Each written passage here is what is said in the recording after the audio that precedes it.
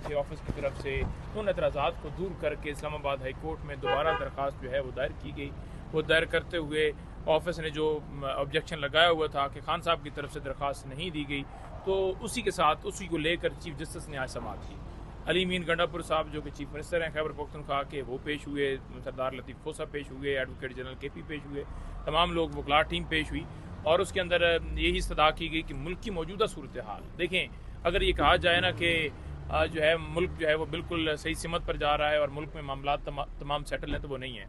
एक जंग है जो बाहर हम कर रहे हैं, एक जंग है जो पाकिस्तान के अंदर एक ऐसा माफिया बिठाया गया है जो मुल्क को जो है वो उसकी जड़ें हिला रहा है। तो जब ऐसी सूरत हाल है और दूसरी जो रीज़न है उस दरख्वास्त के अंदर वो यही कि मोदी जो है उसको अगर किसी से ख़तरा है तो वो सिर्फ इमरान खान है। तो मौजूदा मुल्क की सूरत हाल और ख़तरात के पेश नज़र कि मोदी, जैसे कि कल भी खान साहब ने कहा कि किसी वक्त भी दोबारा जो है वो अटैक कर सकता है पाकिस्तान के ऊपर, तो हमने यही कहा है कि इमरान खान साहब की पैरोल के ऊपर रिहाई जो है वो अता फरमाई जाए। तो इसमें जो ऑब्जेक्शन लगाया गया है ये कोई इतराज़ जनवन नहीं है।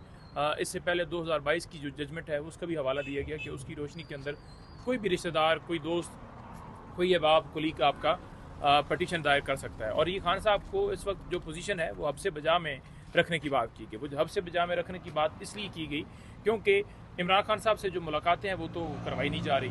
तो ऐसी सारी सूरत हाल के अंदर जो है वो इस्लामाबाद हाई कोर्ट से जो है दरख्वास्त की गई है। अब इस्लामाबाद हाई कोर्ट ने कहा है कि हम इसके ऊपर मुनासिब ऑर्डर फरमाएंगे। अभी यानी कि नोटिस वगैरह नहीं हुए या उसके ऊपर कोई अदालत के अंदर हुक्म नहीं हुआ कि दूसरे फरीक को बुला लिया।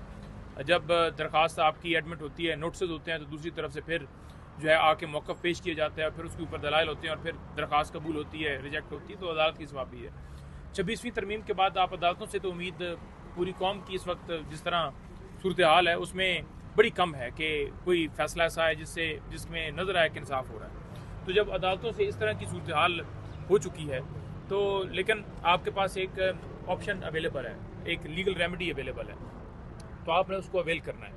उसके लिए हमारी पॉलिटिकल कमेटी CC के अंदर ये डिस्कशन हुई कि खान साहब की रिहाई के हवाले से हम पॉलिटिकल एक जो हमारा एक बयानिया जारी होता है वो हम जारी करें, और वो जारी किया गया। लेकिन साथ ही ये भी वहाँ पर डिस्कशन की गई कि पेरोल के ऊपर रिहाई की जो मुल्क की सूरत हाल है तो उस पर किया जाए। मेजॉरिटी की वहाँ पर यही राय थी कि बिल्कुल ठीक है। उसके बाद में भी जो कॉल वगैरह हुई, बात हुई आपस के अंदर, तो उसमें सेक्रेटरी जनरल साहब हों, चेयरमैन साहब हों, वो एतमाद में थे, तभी ये दरख्वास्त जो है वो दायर की गई। जब पार्टी की तरफ से दरख्वास्त आई तो तहरीक इंसाफ का कोई वकील हो, मैं एक छोटा सा वर्कर हूँ, हर एक का उस दरख्वास्त के साथ खड़ा होना बनता है। तो हम इसलिए उस दरख्वास्त के साथ खड़े हैं क्योंकि ये पार्टी का फैसला है। दूसरी ये चीज़ है कि इसके अंदर एक बड़ा गलत तासर दिया जा रहा है कि इमरान खान साहब जो हैं वो देखें जी वो पैरोल के ऊपर रिहाई के लिए वो इनकार कर देंगे, उनसे पूछा नहीं गया, उनसे डिस्कस नहीं किया गया। तो ये एक तासर देना कि ये कोई डील मांग रहे हैं, ये डील नहीं है, बल्कि कानूनी तौर पर पेरोल के ऊपर रिहाई जो है वो मुल्क की खातिर जो है उनकी रिहाई की इस्तदा की है। और उसने इस्तदा की है जो इस वक्त चीफ मिनिस्टर खैबर पख्तूनख्वा के जो 6 करोड़ आवाम का सूबा है और उस सूबे के वो सरबराह हैं, उनकी तरफ से दरख्वास्त दी गई है बतौर चीफ मिनिस्टर, बतौर उनके सीनियर रहनुमा के तौर पर कि ये दरख्वास्त जो है वो कबूल फरमाई जाए और इमरान खान साहब की मुल्की मफादात की खातिर और जान के ख़तरात के पेश नज़र उनकी जो है वो रिहाई पेरोल के ऊपर ज़रूरी है। देखिए, अगर आप मेडिकल लीव के ऊपर, पेरोल के ऊपर लंदन जा सकते हैं तो मुल्क की खातिर कोई कदगन नहीं है। तो मैं ये समझता हूँ कि अदालतों को फ़ौरी इंसाफ देना चाहिए। इस मौजूद अदालत को फ़ौरन उनके ऊपर रिहाई के अहकाम जो है वो जारी फरमाने चाहिए कि पेरोल के ऊपर रिहा किया जाए। मामला मुल्क का है, तो इसमें ना कोई डील है, ना ही कोई इस तरह का मामला है कि इमरान खान जो है वो गिड़गड़ा रहे हैं या पार्टी जो है वो लेट रही है। हमने अदालतों से रजू किया हुआ है, तमाम केसेस फिक्स नहीं किए जा रहे, उन केसेस को फिक्स करना चाहिए था। इमरान खान एक मिनट भी झूठे केसेस के अंदर जेल में नहीं रखे जा सकते, उन्हें बाहर होना चाहिए था। जिस तरह वो केसेस लटकाए जा रहे हैं तो साथ जो सूरत हाल मैंने पहले बताई है तो उसके पेश नज़र ये पेरोल की दरख्वास्त है। अच्छा, आपने पेरोल बात की है कि जैसे नवाज शरीफ साहब लंदन जा सकते हैं, तो बाकी ऐसे ही तमाम लोगों को बहुत ज़्यादा रिलीफ मिला है, तो क्या वजह खान साहब को क्यों उनको रिलीफ नहीं मिल रहा इस हवाले से? देखिए, खान साहब को इस वजह से रिलीफ नहीं मिला क्योंकि उन्होंने सिस्टम को चैलेंज किया, उन्होंने खुददारी की बात की, उन्होंने आज़ाद ख़ारजा पॉलिसी की बात की, उन्होंने कहा कि पाकिस्तान के फैसले आवाम करेगी, उन्होंने कहा कि हम अमेरिका को अड्डे नहीं देंगे, जहां हमारा दिल होगा, जिस जगह पर जिस मुल्क के साथ जिस हद तक हमारा दिल होगा, हमारी सरजमीन किसी के लिए इस्तेमाल नहीं हो सकती कि वो अपने मकासद के लिए इस्तेमाल करे। तो ये खुददार एक शख्स की, एक मुल्क की बात होती है। तो उन्होंने जब ये बातें की तो डेफिनेटली ये तमाम तरह सूरत हाल नागहार गुजरी, और उसके पेश नज़र उन्होंने, दूसरा ग्रुप तो वैसे ही बैठा हुआ था क्योंकि उनके ऊपर केसेस थे करप्शन के, उन्होंने मुल्क लूटा हुआ था, तो उन्हें तो चाहिए था कि जो भी हो हमारे केसेस भी ख़त्म हो गए और हमें इक़्तिदार भी मिल जाएगा और बेशक ये ईमानदार बंदा है, इसको जेल में डालो। एक नैरेटिव बिल्ड किया गया तमाम चैनल्स के ऊपर कि इमरान खान जी बड़े गद्दार और हमलावर हैं, फलां फलां। ये तमाम तकलीफ की बातें हैं। पूरी कौम ने 8 फरवरी को रिजेक्ट किया।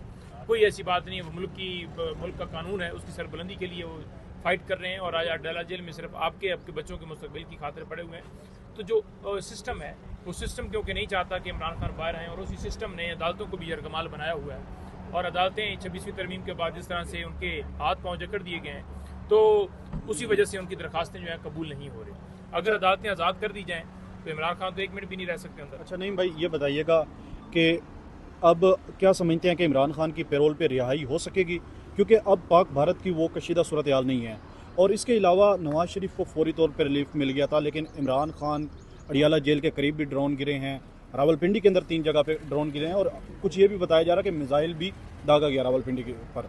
तो क्या वजह है, क्यों फौरी रिलीफ नहीं मिल पाया, और अब इस पर कितनी तवक्कुआत हैं आपको? देखें, ये तो देखें, असल मैं ये समझ रहा हूँ कि जो ये लोग हैं ये समझते हैं कि हमारी जंग की सूरत हाल जो भी हो जाए, जो भी अटैक्स हो जाएँ, जो भी जिसकी जान जाए, इमरान खान को किसी सूरत बाहर नहीं आना चाहिए। तो ये फोकस नहीं होना चाहिए, क्योंकि आपने झूठे केसेस के अंदर जेल में डाला है। राना सनौला की स्टेटमेंट देख लें, वो कहता है कि अगर इमरान खान से बात होती है तो इमरान खान साहब की रिहाई के हवाले से भी सोचा जा सकता है। तो ये उनकी स्टेटमेंट्स नून लीग के रहनुमा दे रहे हैं।